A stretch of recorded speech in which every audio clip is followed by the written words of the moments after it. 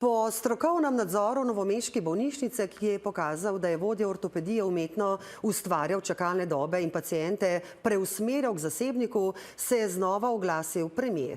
Vse vodje bolnišnic in javnih zavodov po državi še vedno poziva, da se podobnih izrednih nadzorov lotijo tudi sami. In ko ugotovimo, da te čakalne vrste nekateri, peščica, manjšina zdravnikov izrablja za osebno bogatenje, je toliko bolj pomembno, da takim praksam odločno rečemo ne, dovolj je. Nismo vsi v enakem položaju. UKC Ljubljana, verjetno tudi druge bolnišnice, ampak predvsem oba UKC izvajata najtežje storitve. K nam pridejo ljudje, ki res te storitve nujno potrebujejo in mi zagotovo nimamo prostora, da bi zdravili ljudi, ki tega morda celo ne potrebujejo.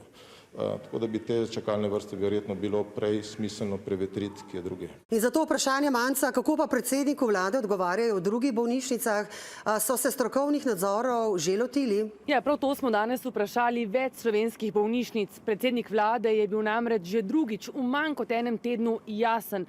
Vodstva bolnice morajo do čakalnih seznamov in morebitnih odstopanj oziroma nepravilnosti opredeliti. V splošni bolnišnici Jesenice denimo pravijo, da uradnega poziva niso prejeli, da pa čakalne vrste redno preverjajo in o njih poročajo svetu zavoda. Tudi v Celju načrtujejo prevertitev seznamov, v Murski Soboti pa so strokovni nadzor že opravili v ponedeljek, torej pred 2 dnevoma, več informacij pa niso želeli razkriti.